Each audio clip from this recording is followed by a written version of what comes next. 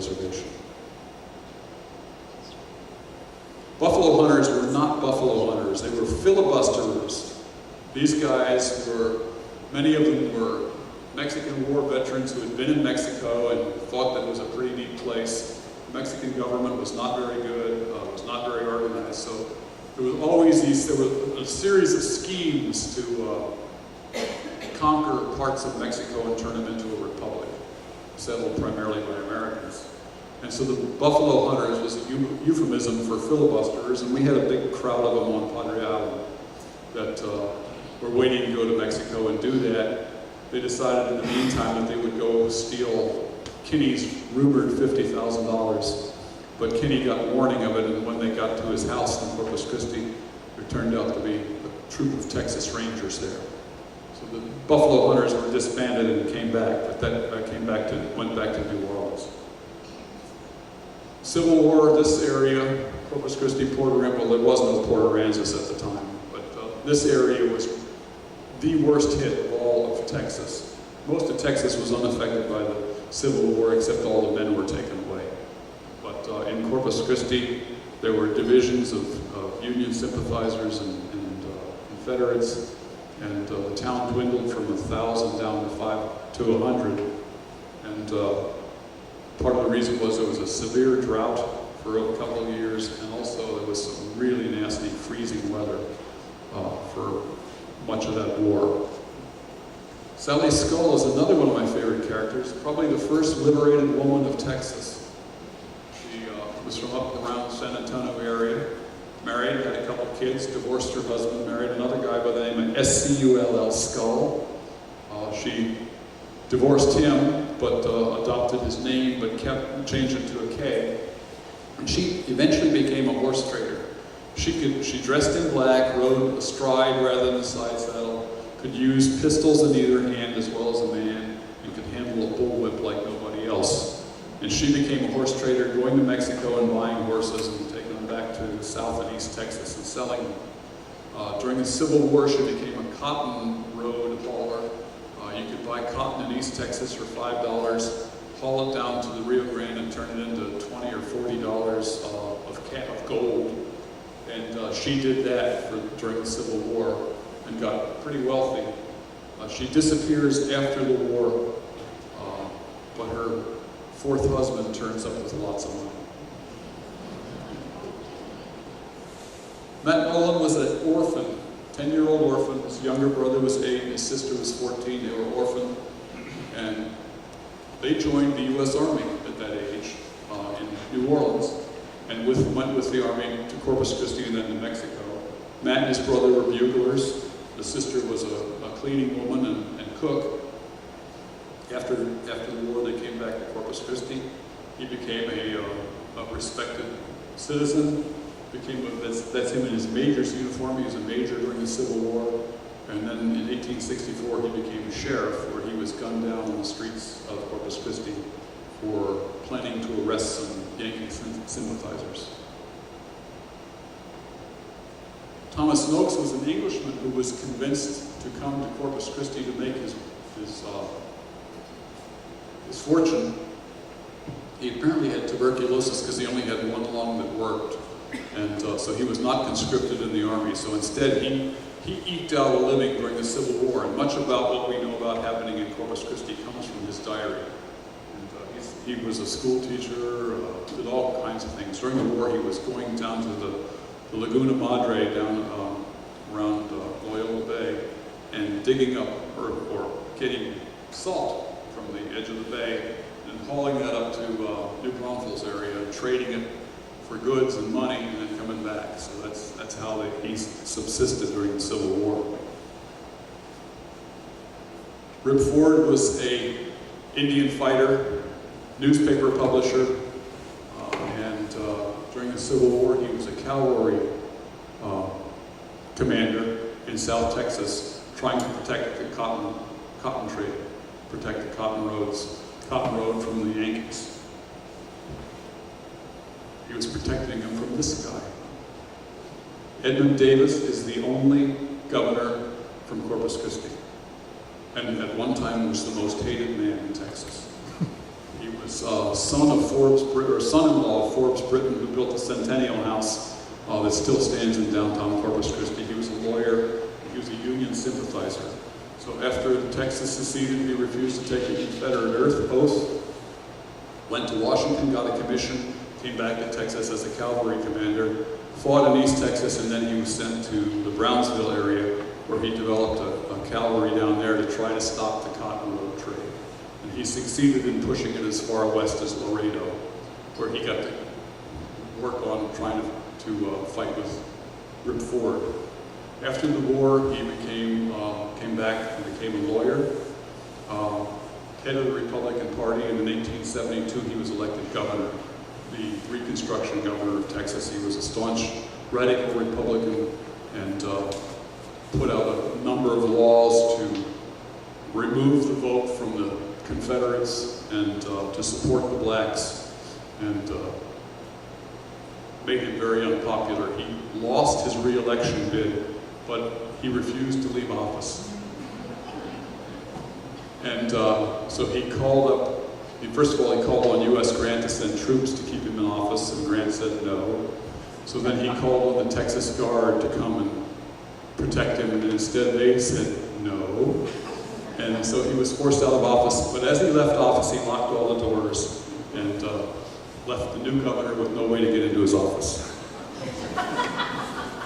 He died in the early 1880s, and he's got the tallest gravestone in the state cemetery in Austin. Maybe that's why we won't ever have another governor. Who knows? Then after the men came back from the Civil War, they were broke. They'd been paid in Confederate dollars, if they'd been paid at all. Many of them hadn't been paid. They got back here and there were no jobs, no nothing to do. But cows had been breeding for years, and there were all kinds of cattle all over South Texas. And so they started rounding them up. The ranchers that owned the land, like King and Kennedy and Rochelle and George West, all of those guys had cows, and they were worthless down here. But if you took them north to the railheads in Kansas, you could sell them for $20 to $40. And so from 1866 to mid-1880s, cattle drives went north, and they took hundreds of thousands, maybe millions of cattle north to sell to the hungry markets in New England. They were shipped east from Kansas. So the cattle drives actually turned out to re-monetize Texas after the Civil War, because it brought a lot of Yankee money back down to Texas that could then be invested, and we could start turning our state back into what it had been before the war. So lots of men made lots of money, and of course you all know about all the cattle drive stories. Indianola, you've all probably heard of Indianola. It was a very thriving port, just slightly less populated than Galveston, and it was where all the goods came in to go west into West Texas, and West Texas was San Antonio and New Braunfels in that area.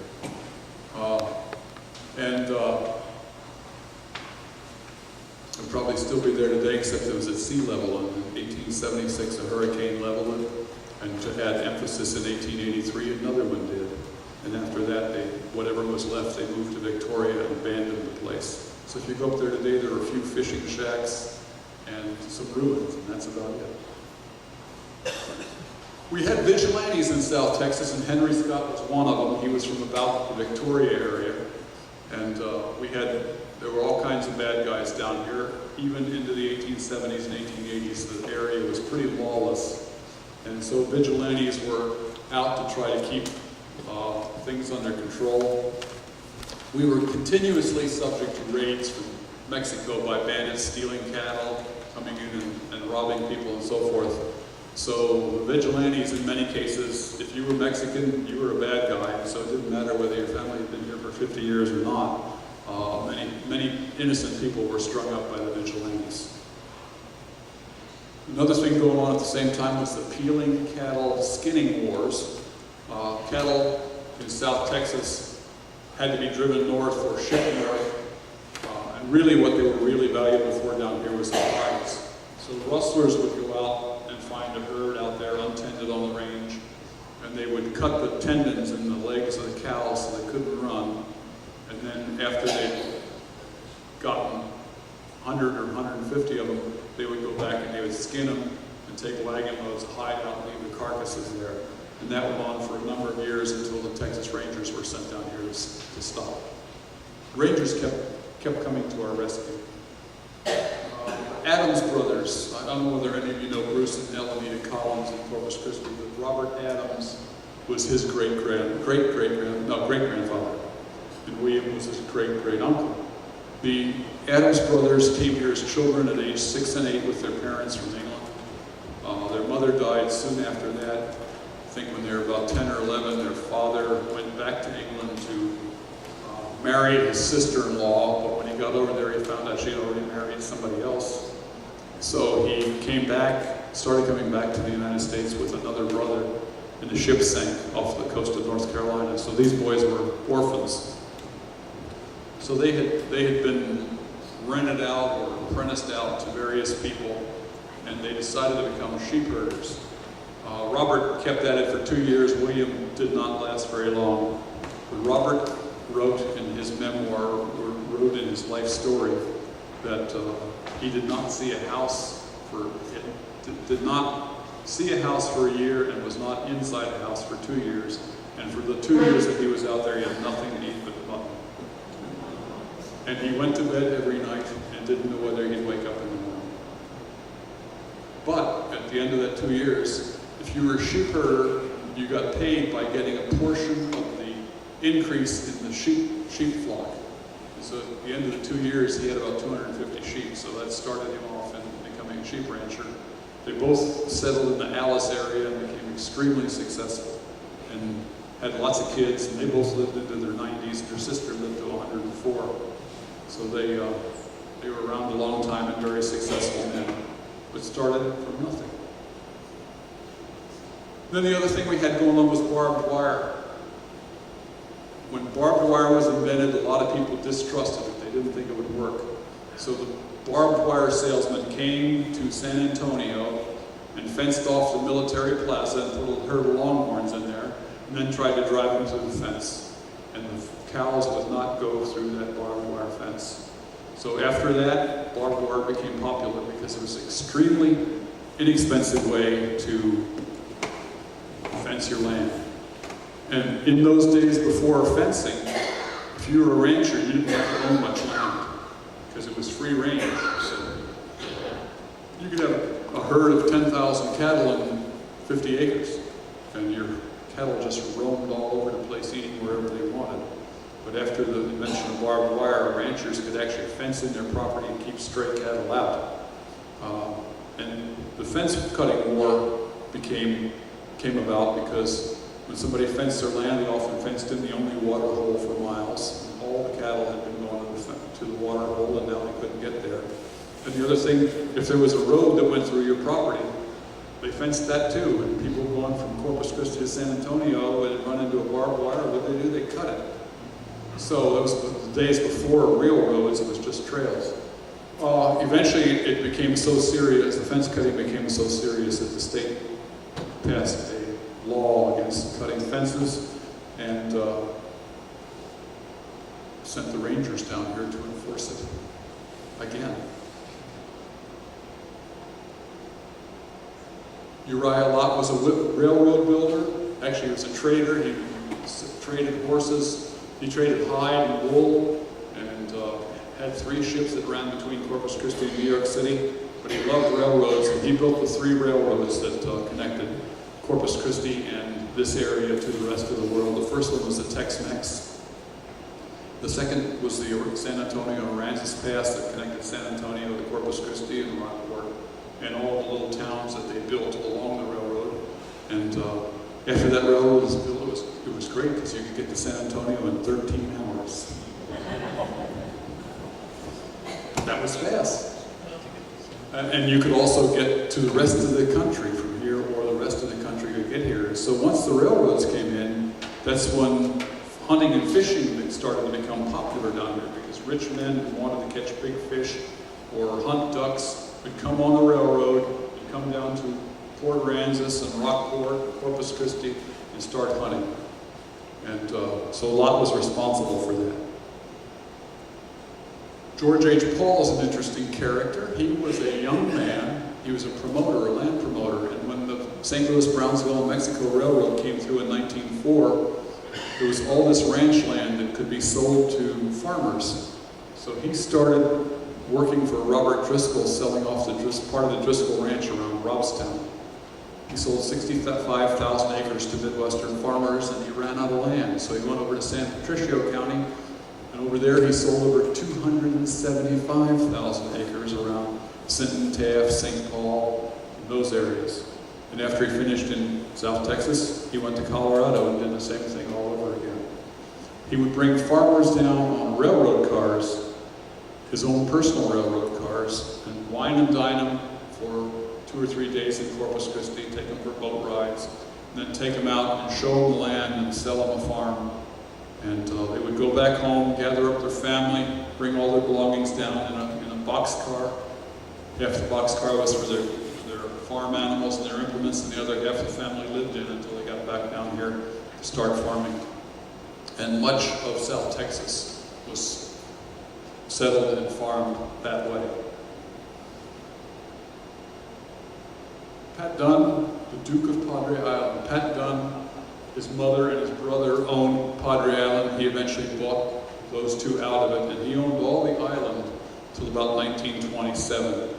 One day he got a letter from an Englishman, an English royalty, and he had a whole bunch of letters after his name. And Pat saw that, and he started putting Pat Dunn, DPI, after his name for Duke of Padre Island.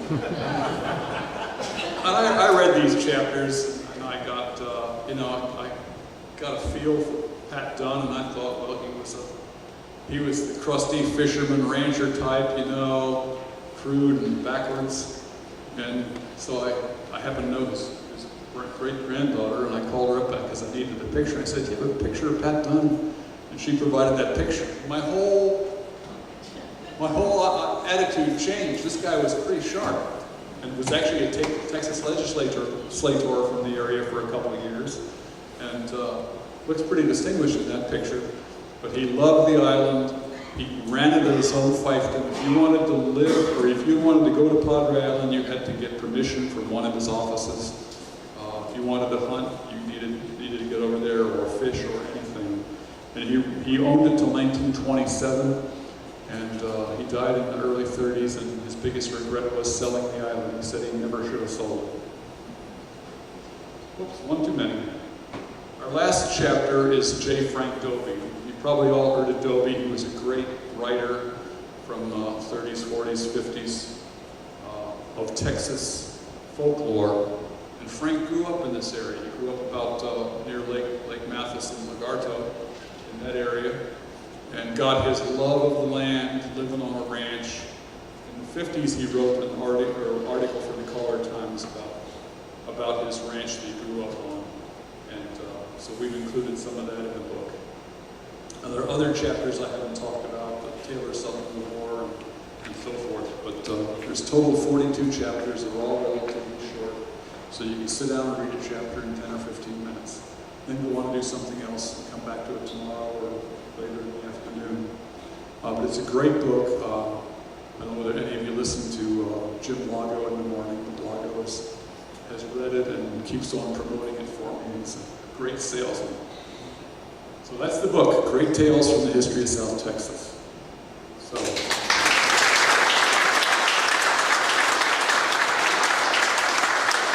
Valentine's Day is coming, Mother's Day, Father's Day, birthdays.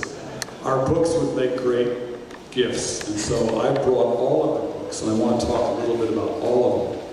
So you're not quite done yet. Great Tales you just heard about. Corpus Christi, a history, is a history of Corpus Christi. But really, the early part of the book is a history of South Texas, because until the early 1900s, it was Corpus Christi and nothing else. It wasn't Port Aransas. There was a little Rockford. But most of Texas history, South Texas history, is in Corpus Christi. So, especially the early part of the book covers a lot of stuff that was the whole region.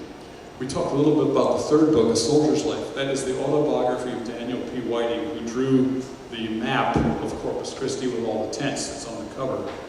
And Whiting was an Army officer from 1833 to 1862. He was a West Point graduate, served all over the U.S. and served in all the wars, the Seminole Wars, the Indian Wars, the Mexican War, and the Civil War. And just a fascinating story. And Murphy got a hold of his original manuscript. And what he did is it footnoted it, explained where Whiting was talking about battles or forts or whatever, what he was talking about. And it's a fascinating read. And of course, our first book, The 1919 The Storm, has been around for 4 years and is a really fun read too, and a really sobering look at what a hurricane can do down here. And I have all 4 of them here.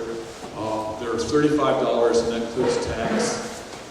And then I have 2 limited editions, a large size 1919 Storm and a slipcase Corpus Christi book that if you're interested in those, they're $55, and that's also includes tax. And I can take cash, checks, and credit cards. Now I'll take a question. Yes, ma'am.